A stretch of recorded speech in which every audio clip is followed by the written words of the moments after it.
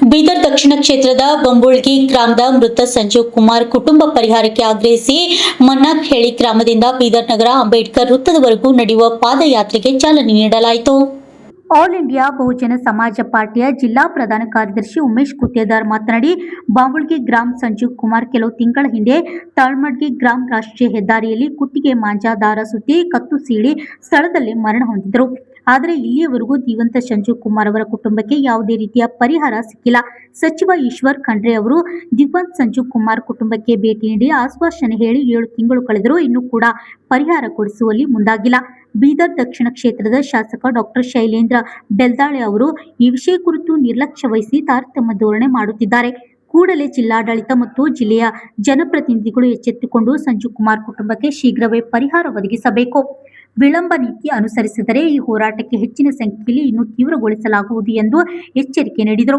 ಈ ಸಂದರ್ಭದಲ್ಲಿ ಮುಖಂಡರಾದ ಪುಟ್ಟರಾಜ ರೇಕುಳ್ಗಿ, ವೀರೇಶ್ ಶೆಟ್ಟಿ, ಬಂಬಳ್ಗಿ, ಲಾಲಪ್ಪ, ರಾಂಪುರೆ, ಬಸವರಾಜ ಸೊಂಡಿ ಸೇರಿದಂತೆ ಅನೇಕರು ಉಪಸ್ಥಿತರಿದ್ದರು. ವಿದ್ಯಾಸಾಗರ್, ರಾಜ್ಯ 32 ಕನ್ನಡ ನ್ಯೂಸ್, ಹುಮ್ನಾಬಾದ್.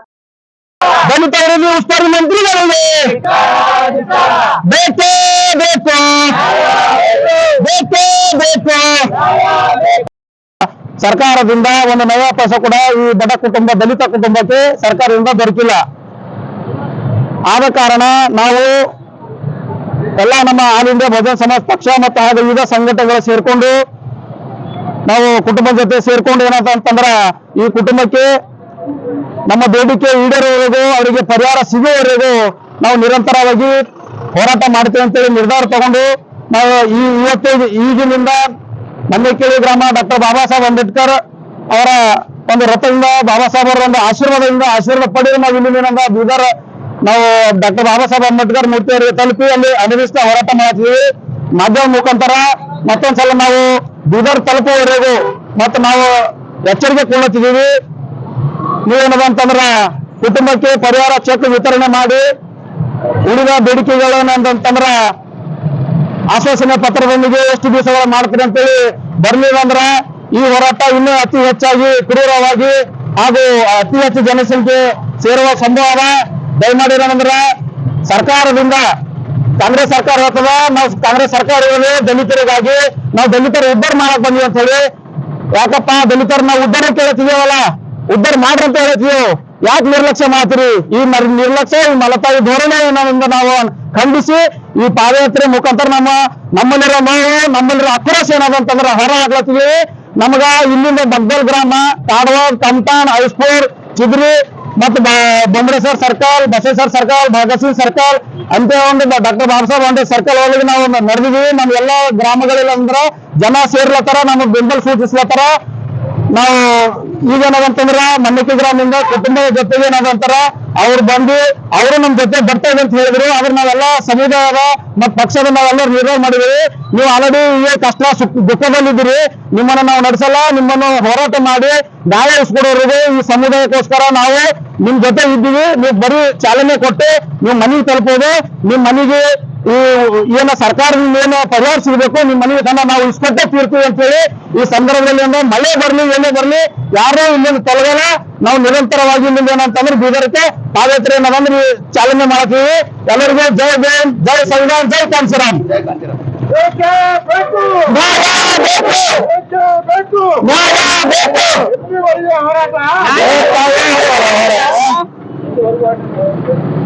ಯಾರು ಮಾಡಿದ್ರು ಈಶ್ವರ್ ಖಂಡ್ರೆ ಸಾಹೇಬರು ಬಂದಾಗ ಅದು ಎಲ್ಲಿ ಮಾರಾಟ ಆಗ್ಯದ, ಯಾರು ಹಾಕಿದ ಇನ್ನೂ ತನಿಖೆ ಮಾಡಿ ತಪ್ಪಿತರು ಉಳಿದು ನಾನು ಕ್ರಮ ತಗೋತೀನಿ ಅಂತ ಹೇಳಿದ್ರು.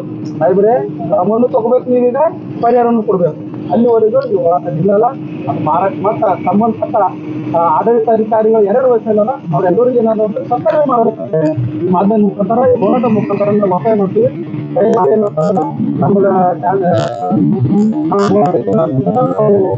ಮನಗೊಂಡು ಇನ್ನೂ ಹೆಚ್ಚಿಗೆ ಜನರು ಹೇಳೋದಕ್ಕಿಂತ ಮೊದಲೇ ನಾವು ಅನ್ನೋದನ್ನು ಮನಗೊಂಡು ಈ ಸರ್ಕಾರ, ಜಿಲ್ಲಾ ಉಸ್ತುವಾರಿ, ಜಿಲ್ಲಾಡಳಿತ ತಾವೆಲ್ಲರೂ ಪರವಾಗಿ ಇದ್ದೀರಿ ಅಂತ ನಿಮ್ಮ ಆತ್ಮಸಾಕ್ಷಿ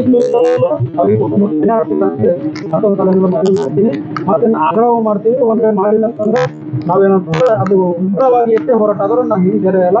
ನಾವು ದಯಮಾಡಿ ಏನಂತಂದ್ರೆ ಮತ್ತೊಂದ್ಸಲ ಹೇಳ್ತೀವಿ, ನಾವು ಎಲ್ಲೋ ವತಿಯಿಂದ ಸಮುದಾಯ ಪಕ್ಷ ಎಲ್ಲೋ ವತಿಯಿಂದ ಹೇಳ್ತೀವಿ, ಮಂದಿ ಮಾಡ್ತಿದ್ದ ದಯಮಾಡಿ ಕ್ರಮ ತಗೊಳ್ಳಿ, ಕುಟುಂಬಕ್ಕೆ ಏನಾದ್ರು ಪರಿಹಾರ ಕೊಡ ಅಂತೇಳಿ ನಾನು ಮಾಡ್ತೀನಿ. ಅವರ ಪರಿಶೀಲನೆ ಮಾಡ್ಬೇಕು. ಮಾರ್ಕೆಟ್ನಲ್ಲಿ ಬಂದು ಹೆಂಗ ಎಲ್ಲ ಪರಿಮಾಣ ಅವಾಗೇ ತಪ್ಪಿಸಿದ ವಿರುದ್ಧ ಎರಡು ತಿಂಗಳ ಕ್ರಮನೂ ಇಲ್ಲ, ಮಾರಾಟ ಮಾಡಿರೋ ಕ್ರಮ ಇಲ್ಲ, ಹಾಕಿದ ವಿರುದ್ಧ ಕ್ರಮ ಇಲ್ಲ, ಮತ್ತು ಮುಖ ಪರಿಹಾರ ಇಲ್ಲ. ಅಂತೇಳಿ ನಾನು ಬಹಳ ಬೇಜಾರದಿಂದ ನಾನು ಏನಂತಂದ್ರೆ ಮಧ್ಯದಲ್ಲಿ ಹೇಳ್ತೀನಿ. ಇದಕ್ಕೆ ನೇರವಾಗಿ ಏನಂದ್ರೆ ತಾಲೂಕಾ ಜಿಲ್ಲೆ ಮತ್ತು ರಾಜ್ಯ ಸರ್ಕಾರದಿಂದ ಹೇಳ್ತಾರೆ, ನೇರ ಹೊಣೆ ಅವ್ರಿಗೆಲ್ಲ ತಿಂದಿದೆ ಆ ಸಾವಾಗ್ಯದ. ಸರ್ಕಾರ ಏನದಂದ್ರೆ ನೇರ ಹೊಣೆ ಹೊತ್ತು 50 ಲಕ್ಷ ರೂಪಾಯಿ ಜಮೀನು ಸರ್ಕಾರಿ ಹೊತ್ತೆ ಮಗಳಿಗೆ ಕೇಂದ್ರ ಪದಾರ್ಥ ಏನಾಗದ ಮಾಡಬೇಕು. ಒಂದ್ ವೇಳೆ ಮಾಡಿಲ್ಲ ಅಂತಂದ್ರೆ ಅದು ಯಾವ್ದ್ರಲ್ಲಿ ಕೂಡ್ತದ ಯಾವ್ದು ಕೂಡಲ್ಲ, ಅಧಿಕಾರದಲ್ಲಿ ನೀವು ಕುಂತ್ರಿ ಅದು ನಿಮ್ಗೆ ಗೊತ್ತದ. ಈ ವಿಶೇಷ ಸಚಿವ ಸಂಪುಟಕ್ಕೆ ಸಹಾಯ ಕೊಡಬೇಕು. ಇಲ್ಲ ಅಂತಂದ್ರೆ ಈ ಹೋರಾಟದಿಂದ ಹೆಚ್ಚಾಗ್ತದೆ, ಕಡೆ ಟೀಮ್ ಆಗಲ್ಲ. ನಾವು ಹೇಳ್ತೀವಿ ಆ ಕುಟುಂಬಕ್ಕೆ ಪರಿಹಾರ ಚೆಕ್ ವಿತರಣೆ ಮಾಡಬೇಕು. ಉಳಿದ ಏನು ಬೇಡಿಕೆ ಅದಾವ ಜಿಲ್ಲಾಧಿಕಾರಿಗಳು ಏನಂತಂದ್ರೆ ಅಥವಾ ಹೊರಗೆ ಹೇಳಿ ಒಳಗೆ ಹೇಳ್ತೀನಿ. ಮಾಡ್ತೀನಿ 2 ತಿಂಗಳು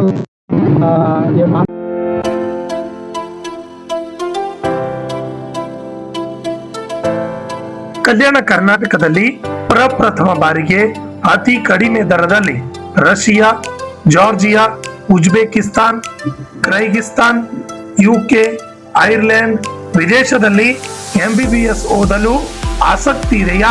ಹಾಗಾದ್ರೆ ಭೇಟಿ ನೀಡಿ SB international overseer education job consultancy. SB international oversea education job consultancy ಅವರು ಒಂದು ಉತ್ತಮವಾದ ಅವಕಾಶವನ್ನ ಕಲ್ಪಿಸಲು ಮುಂದಾಗಿದ್ದಾರೆ. SB ಸ್ಟಡಿ MBBS ಅಬ್ರಾಡ್ ನಲ್ಲಿ NMC ಅಪ್ರೂವಲ್ ಯೂನಿವರ್ಸಿಟಿ ಹೊಂದಿರುವ ಉತ್ತಮ ಮೆಡಿಕಲ್ ಕಾಲೇಜುಗಳು ಇದ್ದಾವೆ. ನಿಮ್ಮ ಮಕ್ಕಳ ಉತ್ತಮ ಭವಿಷ್ಯಕ್ಕಾಗಿ ಭೇಟಿ ಕೊಡಿ SB international oversea education job consultancy. ಹೆಚ್ಚಿನ ಮಾಹಿತಿಗಾಗಿ ಸಂಪರ್ಕಿಸಿ 9187203211 ಹಾಗೂ plot number 2 Jimla Nivas, power layout, new Jewargi road, Kalaburagi. ನಮಸ್ಕಾರ ಎಲ್ಲರಿಗೂ. ಸೊ ನಾನು SB international overseas education and job consultancy ಕಂಪ್ನಿಗೆ ಬಂದಿದ್ದೀನಿ. ಸೊ ಇಲ್ಲಿ ಬಂದಿದ್ದ ಕಾರಣ ಏನಂತಂದರೆ, ಇಲ್ಲಿ MBBS ಮಾಡಬೇಕು ಅಂತಂದರೆ ನೀವು ಓವರ್ಸೀಸ್ ಔಟ್ ಆಫ್ ಇಂಡಿಯಾ ನೀವು ಹೋಗಿ ಎಜುಕೇಷನ್ ತೊಗೋಬೋದು. ಆಮೇಲೆ ಯಾವ್ಯಾವ ಕಂಟ್ರೀಸ್ ಹೋಗ್ಬೋದು ಅಂತಂದರೆ ಇಲ್ಲಿ ನೋಡ್ಬೋದು ನೀವು, ರಷ್ಯಾ, ಜಾರ್ಜಿಯಾ, UK ಎಲ್ಲ ಕಡೆ ನೀವು ಹೋಗ್ಬೋದು. ನಿಮ್ಗೆ ಯಾವ ಐರ್ಲೆಂಡ್ ಆಯಿತು, ಯಾವ ಕಂಟ್ರಿ ನಿಮ್ಗೆ ಇಷ್ಟ ಅಲ್ಲೆಲ್ಲ ಹೋಗಿ ನೀವು ಎಜುಕೇಷನ್ ತೊಗೋಬೋದು. ಆಮೇಲೆ ಫೀಸ್ದೇನು ಟೆನ್ಷನ್ ಇಲ್ಲ. ಫೀಸ್ ಎಲ್ಲ ನಿಮಗೆ ಏನಂತಾರೆ ಕಡಿಮೆ ರೇಂಜಲ್ಲೇ ಆಗುತ್ತೆ. ಈಗ ನೀವು ಇಂಡಿಯಾನಲ್ಲಿ ಬೇರೆ ಕಡೆ ಎಲ್ಲಿ ಹೋದ್ರೂ ನಿಮ್ಗೆ ಜಾಸ್ತಿ ಫೀಸ್ ಕೇಳ್ತಾರೆ, ಆಲ್ಮೋಸ್ಟ್ 1 CR ವರೆಗೂ ಆಗ್ಬೋದು. ಬಟ್ ಇಲ್ಲಿ ರೀಸನೇಬಲಲ್ಲೇ ಮಾಡಿಕೊಡ್ತಾರೆ ಎಲ್ಲ. ಪ್ಲಸ್ ಅಲ್ಲಿಂದ ಹೋಗೋದು ಟಿಕೆಟು, ವೀಸಾ ಎಲ್ಲ ನಮ್ಮ ಕಡೆಯಿಂದ ಇರುತ್ತೆ. ಆ್ಯಂಡ್ ಅಲ್ಲಿ ನೀವು ಹಾಸ್ಟೆಲ್ಗೆ ಏನು ಹೋಗ್ತಿರಲ್ಲ, ಹಾಸ್ಟೆಲ್ ಸ್ಟೇದು, ಆಮೇಲೆ ಅಲ್ಲೆಲ್ಲ ನಿಮ್ಗೆ ಪ್ರಾಪರ್ ಇಂಡಿಯನ್ ಫುಡ್ಡೇ ಸಿಗುತ್ತೆ. ಸೊ ನಿಮ್ಗೆ ಅದ್ರದ್ದು ಏನು ಟೆನ್ಷನ್ ಇಲ್ಲ. ಆ್ಯಂಡ್ ನಿಮ್ದು ನೀಟ್ ಕಂಪ್ಲೀಟ್ ಆಗಿರಬೇಕು, ನೀಟ್ದು ಸರ್ಟಿಫಿಕೇಟ್ ಬೇಕು ನಿಮ್ಗೆ.